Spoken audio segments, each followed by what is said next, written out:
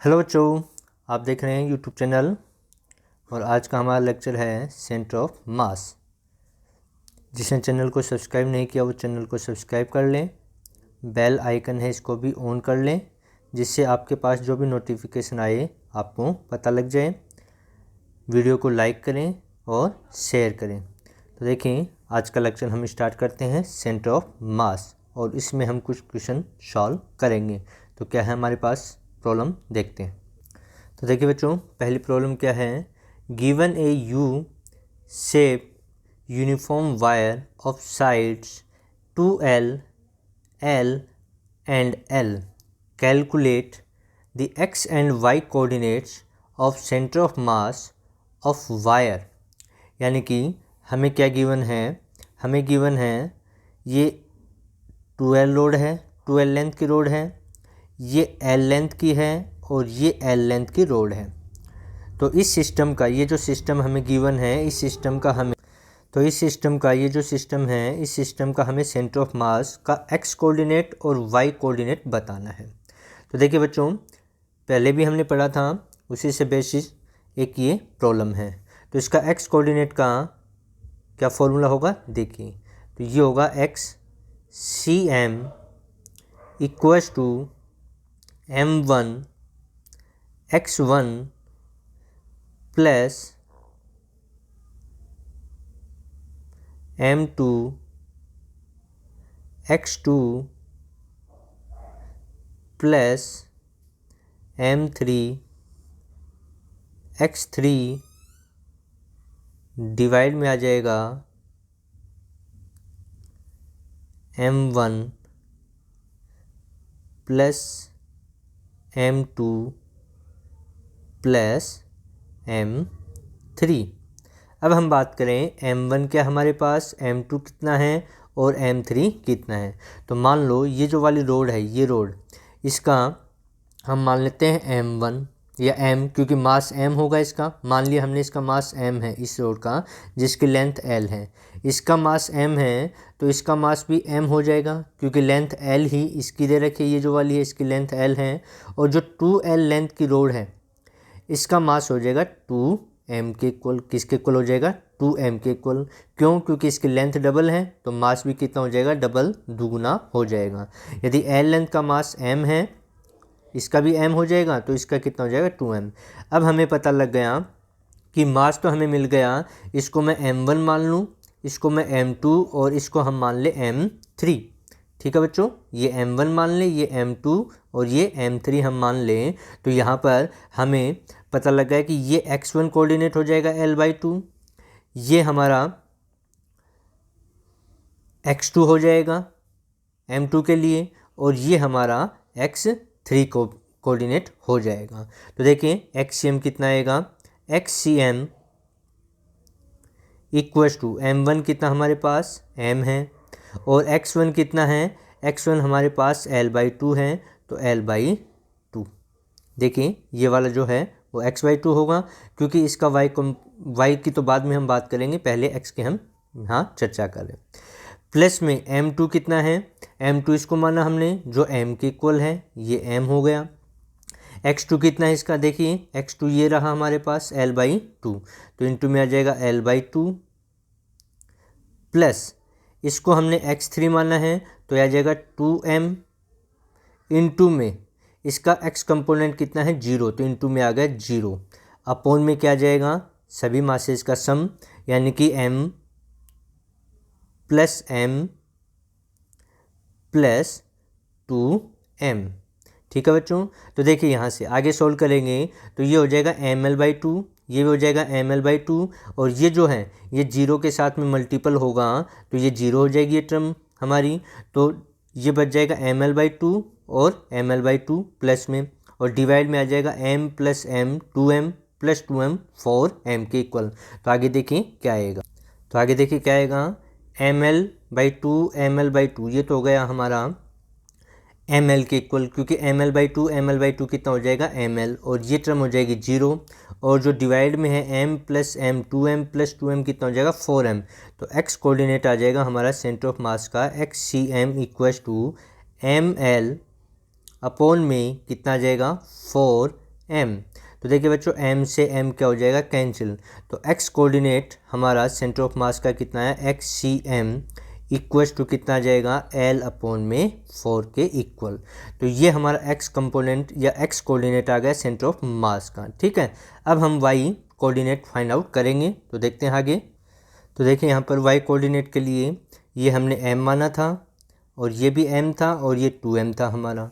तो y coordinate कितना आएगा सेंटर ऑफ मास का, y c m equals to हमारे पास आएगा m1 y1 plus m2 y2 plus m3 y3 और डिवाइड में आ जाएगा तीनों मासेज का सम m1 plus m2 plus m3। ठीक है बच्चों, अब हमें पता है m1 m था, y1 हमारा देखो यहाँ पर ये 0 है, m2 हमारा m था और y2 कितना यहाँ से देखिए 2l है और m3 हमारा 2m था और y3 कितना है l के इक्वल। तो ये वैल्यू पुट करेंगे तो YCM कितना आएगा, YCM इक्वल्स टू m1 कितना है m के इक्वल, y1 कितना है 0 हो गया क्योंकि ये 0 दिया हुआ है, प्लस m2 कितना था हमारा m के इक्वल और y2 यहाँ से देखिए बच्चों कितना है 2l है तो 2l प्लस m3 कितना था हमारा 2m था और हमारे पास y3 कितना है l, तो इनटू में l आ जाएगा।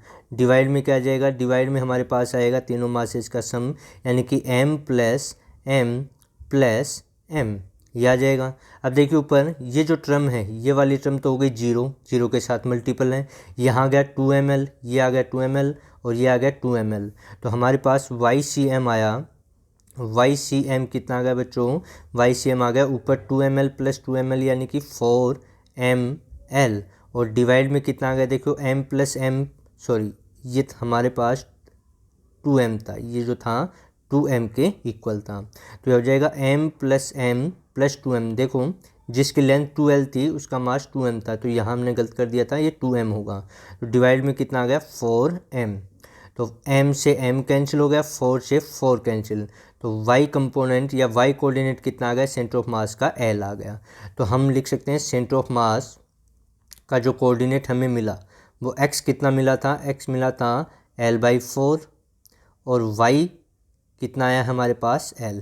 तो ये सेंटर ऑफ मास का कोऑर्डिनेट हो गया जो हमसे पूछा गया था। x कोऑर्डिनेट l/4 है और y कोऑर्डिनेट कितना है l के इक्वल है।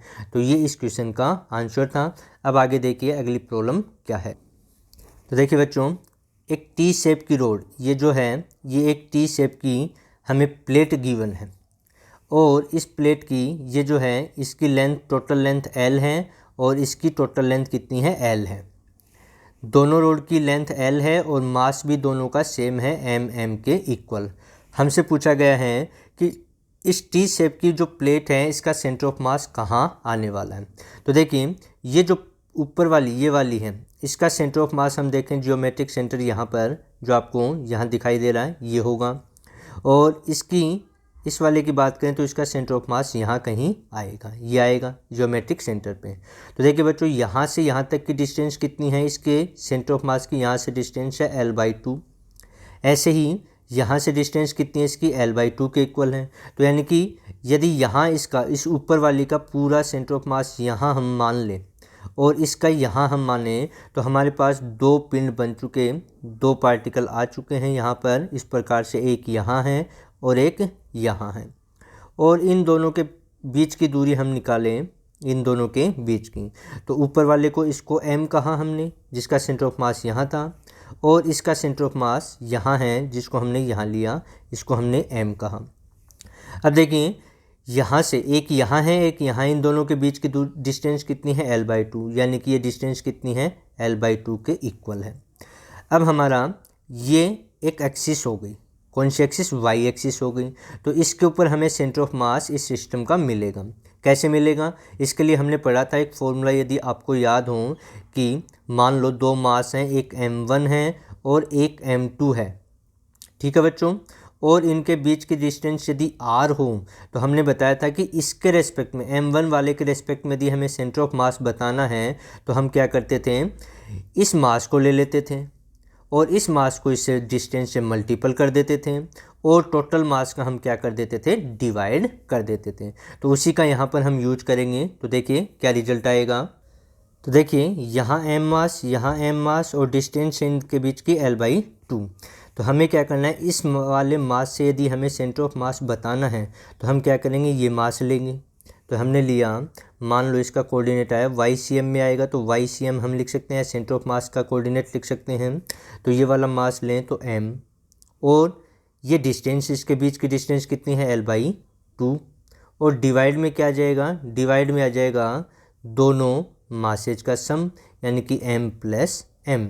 तो आगे सोल्व करें तो देखिए क्या है, इसका सिस्टम का सेंटर ऑफ मास का कोऑर्डिनेट ये आ जाएगा m, l और 2 है वो डिवाइड में आ जाएगा 2, और ये m + m कितना हो जाएगा, 2m हो जाएगा। तो देखिए बच्चों m से m क्या हो गया, कैंसिल। तो हो गया l, 2 × 2 हो गया 4, यानी कि L/4 के इक्वल। तो YCM, क्योंकि XCM में तो आएगा नहीं, कहाँ आएगा इसका, YCM कोऑर्डिनेट। तो ये है सेंटर ऑफ मास का कोऑर्डिनेट। अब देखिए बच्चों आगे प्रॉब्लम क्या है। तो देखिए बोर्ड पर लिखी हुई है problem, masses of particles are 2 kg and 3 kg in this system of 2 particles। यानी कि 2 पार्टिकल का सिस्टम हमें दिया हुआ है, एक का मास 2 kg है, एक का मास 3 kg है। Their positions at t = 0 are 4i cap + 3j cap metre and 6i cap - 7j cap + 7k cap metre respectively. यानी कि t = 0 पर इनकी पोजीशन हमें गिवन है, एक तो ये पोजीशन है और दूसरी ये पोजीशन है। एंड देयर वेलोसिटीज आर, इनकी वेलोसिटी गिवन है 10i cap - 6j cap metre पर second and 3i cap + 6j cap metre पर second. Find the velocity of centre of mass of this particle system. यानी कि जो velocity है उसका centre of mass का हमें बताना है, सेंटर ऑफ मास का कोऑर्डिनेट बताना है इस सिस्टम के लिए। फिर आगे पूछा what will be the position of centre of mass at the time t = 0 and t = 4 second. ठीक है, यानी कि t = 0 से 4 सेकेंड के बीच में उस जो सेंटर ऑफ मास है उसकी पोजीशन क्या है, ये हमसे पूछा गया है। तो क्या इसका सॉल्यूशन होगा, देखिए बच्चों। तो देखिए बच्चों सबसे पहले तो हमें जो गिवन है वो हम यहाँ पर लिख लेते हैं। तो हमें 2 मास गिवन है, एक 2 kg और एक 3 kg, यानी कि m1 हमें गिवन है 2 kg, इसको हमने m1 मान लिया। और दूसरा हमें गिवन है m2, वो कितना गिवन है, 3 kg। ठीक है बच्चों, और इनकी पोजीशन हमें गिवन है t = 0। तो t = 0 पर एट t = t = 0 पर हमें गिवन है पोजीशन इनकी। तो मान ली पहली पोजीशन है वेक्टर r1, तो ये हमारे पास है 4i cap + 3j cap metre में, ये गिवन है। और बच्चों देखिए r2 हमें क्या गिवन है, दूसरी पोजीशन हमें गिवन है vector r2 = 6i cap - 7j cap + 7k cap, और ये भी हमें गिवन है मीटर में। ठीक है बच्चों, तो ये हमें गिवन है मीटर में, यहाँ लिख देता हूँ मैं। तो m1 given, m2 given, r1 given है t = 0 पर, r2 भी हमें गिवन है। ऐसे वेलोसिटी भी इसकी गिवन है, तो मैं लिखता हूँ आगे। देखिए वेलोसिटी क्या गिवन है, तो देखिए बच्चों m1 गिवन है, m2 हमें गिवन है, m2 r1 वेक्टर r2, और वेलोसिटी हमें गिवन है vector v1 = 10i cap - 6k cap metre पर सेकेंड। v2 हमें गिवन है 3i cap + 6j cap। ठीक है, अब हम पहले तो वेलोसिटी का कोऑर्डिनेट निकालेंगे, सेंटर ऑफ मास का जो वेलोसिटी है वो हम निकालेंगे। ठीक है, उसका फॉर्मूला क्या होगा देखिए। तो वेलोसिटी का कंपोनेंट निकालने के लिए उसके लिए फॉर्मूला होगा VCM vector equals to m1 v1 vector plus m2 v2 vector divide में m1 प्लस m2। अब देखिए जो वैल्यू हमें गिवन थी वो मैं यहाँ रख रहा हूँ। तो VCM हमारे पास आएगा, m1 कितना था बच्चों हमारे पास, m1 था 2 kg, इनटू में v1 वेलोसिटी कितनी थी, v1 वेलोसिटी थी 10 I cap minus 6 K cap plus m2 था हमारे पास 3 kg और v2 हमारे पास गिवन था 3 I cap plus 6 J cap और डिवाइड में आ जाएगा दोनों मासेज का सम, यानी कि 2 प्लस में 3। अब इसको आगे हम सोल्व करें तो हमारे पास क्या आएगा, इस 2 को अंदर मल्टीपल करेंगे तो 2 इंटू 10 कितना हो जाएगा 20 I कैप और माइनस 6 को 2 से मल्टीपल करेंगे तो माइनस 12 K कैप। ऐसे ही 3 को मल्टीपल करेंगे 3 से तो प्लस में आएगा इस वाले को, तो आ जाएगा 9 I कैप और इस 6 J कैप को 3 से मल्टीपल करेंगे तो आएगा प्लस 18 J कैप और डिवाइड में कितना आ जाएगा हमारे पास, डिवाइड में 2 प्लस 3 है, ये देखिए 2 प्लस 3 तो कितना हो जाएगा 5 के इक्वल हो जाएगा। अब आगे देखिए बच्चों, यहाँ पर ये है 20 I कैप, यहाँ है 9 I कैप, तो टोटल कितना होगा 29 I cap plus 18 J cap minus 12 K cap. तो आगे देखिए क्या आएगा, तो आगे आएगा VCM, देखिए यहाँ पर 29 I cap plus 18 J cap minus 12 K cap upon में 5 मीटर पर सेकंड में, ये आ गया हमारा। यानी कि जो सेंटर ऑफ मास है उसका वेलोसिटी का जो कोऑर्डिनेट है वो हमारे पास आ चुका है। अब आगे हमसे क्या पूछा गया है क्वेश्चन में, देखिए अब आगे देखिए इसमें हमें t=0 सेकंड पर उसके पोजीशन गिवन थी इन दोनों मासेज की, और हमें पूछा गया कि 4 सेकंड के बाद में, कितने सेकंड के बाद में, 4 सेकंड के बाद में उसकी पोजीशन क्या होगी। तो पहले तो हम यहाँ पर डिस्प्लेसमेंट निकाल लें कि 4 सेकंड में वो कितना डिस्प्लेस हुआ, क्योंकि t=0 पर तो हमें गिवन है, 4 सेकंड के लिए हम निकाल लेंगे और फिर सॉल्व करेंगे तो हमारा रिजल्ट आ जाएगा। तो देखें क्या आएगा, तो देखिए बच्चों at t=0 second position of centre of mass, तो इसके लिए आएगा वेक्टर RCM, फॉर्मूला हमें पता है वेक्टर RCM क्या होगा, m1 vector r1 plus m2 vector r2 upon में m1 प्लस m2। यहाँ पर r1 और r2 हमें गिवन है, ठीक है, r1 है 4 I cap plus 3 J cap और r2 हमारे पास है 6 I cap minus 7 J cap plus 7 K cap. ये सभी वैल्यू इसमें हम रखेंगे तो वेक्टर RCM आएगा, m1 हमारे पास था, यदि आपको याद हो तो m1 था हमारे पास 2, कितना था 2 इंटू में r1 कितना हमारा देखिए 4 I कैप प्लस में 3 J कैप, ये आ जाएगा, प्लस m2 कितना था हमारे पास 3 kg था तो 3 और r2 कितना है 6 I cap minus 7 J cap plus 7 K cap. Divide में आ जाएगा हमारे पास m1 प्लस m2, m1 हमारे पास 2 है और m2 कितना है 3 है।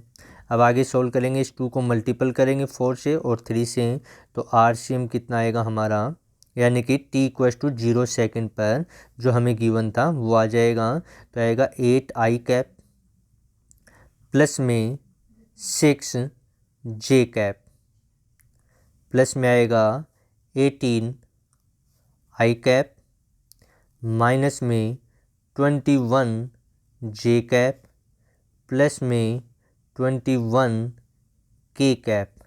डिवाइड में कितना आ जाएगा, डिवाइड में आ जाएगा हमारे पास 2 प्लस 3 5 के इक्वल।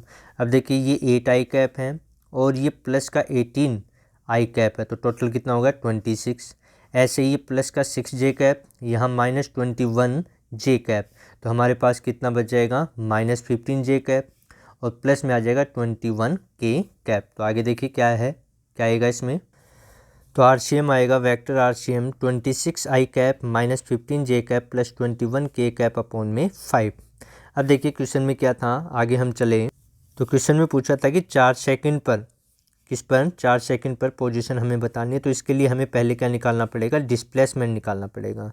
तो कैसे निकालते हैं, डिस्प्लेस का फॉर्मूला हमें पता है। तो देखिए क्या आएगा डिस्प्लेसमेंट। तो मान लिया इसका डिस्प्लेसमेंट हुआ वो वेक्टर आर डैश हुआ, कितना हुआ, वेक्टर आर डैश। तो डिस्प्लेसमेंट कितने सेकंड में, टी इक्वल्स टू 4 सेकंड में हमसे पूछ रहा है। ठीक है, तो इसके लिए हम लिख सकते हैं वेलोसिटी VCM इंटू में 4, क्योंकि समय हमें दिया हुआ है तो इंटू में 4 आ जाएगा। एक मिनट से लिख देता हूँ इसको मैं, 4 क्या आ जाएगा, इंटू में 4। तो वेलोसिटी और टाइम का जो प्रोडक्ट होता है वो हमें क्या देता है, पोजीशन या डिस्प्लेसमेंट देता है। तो हमें वेलोसिटी का हमने निकाल लिया था पहले, VCM कितना निकाला था देखिए। तो ये हमारे पास वेलोसिटी का था, VCM था 29 i cap plus 18 j cap minus 12 k cap upon में 5 मीटर पर सेकंड। ये वैल्यू हम वहाँ पुट करेंगे तो हमारे पास रिजल्ट आ जाएगा, किसका आ जाएगा, फिर यहाँ पर निकाल लें हम, वैल्यू हमारे पास है। तो RCM डैश में, किस में, सॉरी R डैश माना था इसको, तो R डैश हम लिख सकते हैं, R dash vector equals to 4 into में वेलोसिटी VCM, ये कितनी हमारे पास 29 i cap plus 18 j cap minus 12 k cap upon में 5। ठीक है, तो ये हमारे पास R डैश की वैल्यू आ चुकी है बच्चों। R डैश इक्वल्स टू आ चुका 4/5 29 i cap plus 18 j cap minus में 12 के कैप। अब हमें फाइनल पोजीशन क्या पूछी थी, वो हम चलते हैं दोबारा क्वेश्चन की ओर। तो हमसे पूछा गया है कि 4 सेकंड में उसकी पोजीशन क्या होगी। तो हमारे पास देखिए RCM भी है और R डैश हमने निकाल लिया। ये हमारा पहली पोजीशन में था t इक्वल्स टू 0 पे, और ये 4 सेकंड में आ गया। दोनों का हम सम कर देंगे तो हमारे पास 0 से 4 सेकंड के बीच का जो पोजीशन है सेंटर ऑफ मास का, वो आ जाएगा। तो देखिए क्या आएगा, तो देखिए RCM ये रहा और R डैश ये रहा। अब इस 4 को हम अंदर मल्टीपल करेंगे तो R डैश क्या आ जाएगा, R डैश हमारे पास आ जाएगा, R डैश इक्वल्स टू 29 को 4 से मल्टीपल करेंगे तो आएगा 116 आई कैप, 18 को करेंगे तो प्लस में आ जाएगा 72 जे कैप, और 12 को करेंगे तो माइनस 48 के कैप, और डिवाइड में कितना है 5। ठीक है बच्चों, अब हमारा फाइनल t इक्वल्स टू कितने पर, t इक्वल्स टू 4 सेकंड पर, 0 से t इक्वल्स टू 0 से 4 सेकंड के बीच में पोजीशन पूछी गई थी। तो उसको मान लिया हमारे पास आया वो RCM vector dash equals to क्या हो जाएगा, इक्वल्स टू हो जाएगा RCM वेक्टर जो t इक्वल्स टू 0 पे पोजीशन थी प्लस R डैश जो कि 4 सेकंड पर पोजीशन थी। तो ये RCM रहा और ये R डैश रहा, इन दोनों की वैल्यू यहाँ पुट करेंगे तो हमारे पास 4 सेकंड, 0 से 4 सेकंड के लिए सेंटर ऑफ मास का कोऑर्डिनेट आ जाएगा। तो क्या आएगा देखते हैं। तो देखिए बच्चों R डैश CM हमें वैल्यू पुट करनी है RCM और R डैश की, जो कि हमारे सामने यहाँ लिखी हुई है। तो वैल्यू पुट करेंगे तो हमारे पास रिजल्ट आएगा R dash CM equals to RCM हमारे पास 26 i cap minus 15 j cap plus 21 k cap divide में 5 प्लस R डैश ये रहा, ये कितना है 116 आई कैप प्लस 72 जे कैप माइनस 48 के कैप डिवाइड में क्या आ जाएगा 5, डिवाइड में 5 है, 5 लिख दिया। अब देखिए दोनों का एलसीएम 5 आ जाएगा और ऊपर वाली टर्म को हमें सॉल्व करना है। तो क्या आएगा हमारे सामने देखिए, तो यह आएगा 26 प्लस 116, तो कितना हो जाएगा 142, क्योंकि आई कैप है दोनों, ये वाली टर्म और ये वाली टर्म आई कैप है। डिवाइड में 5 है दोनों में, तो डिवाइड में मैं पहले लिख देता हूँ 5 आ जाएगा। ठीक है, फिर -15 J और 72, तो इसको माइनस को करेंगे 72 में माइनस, तो ये आ जाएगा हमारे पास -57, सॉरी प्लस का आएगा, प्लस है 7 बड़ा तो +57J, और ये हो गया 21K माइनस में 48, तो आ जाएगा माइनस में 27K। तो ये इस पार्टिकल की जो हमसे पूछा गया था उसका फाइनल आंसर होगा R-CM, यानी कि t=0 से t=4 सेकंड, कितने सेकंड, 4 सेकंड पर जो सेंटर ऑफ मास है उसका जो पोजीशन होगा वो ये आएगा। ठीक है, जिसको हमने लिखा R-CM कितना है 142, यानी कि 142 I cap plus 57J cap minus 27K cap upon में 5। तो ये इस क्वेश्चन का आंसर था। अब देखिए आगे। तो बच्चों ये हमारा आज का लेक्चर था। यदि वीडियो अच्छा लगे तो लाइक करें और शेयर करें। चैनल को जिसने सब्सक्राइब नहीं किया सब्सक्राइब कर लें और बेल आइकन को भी ऑन कर लें। तब तक के लिए सभी को बेस्ट ऑफ लक।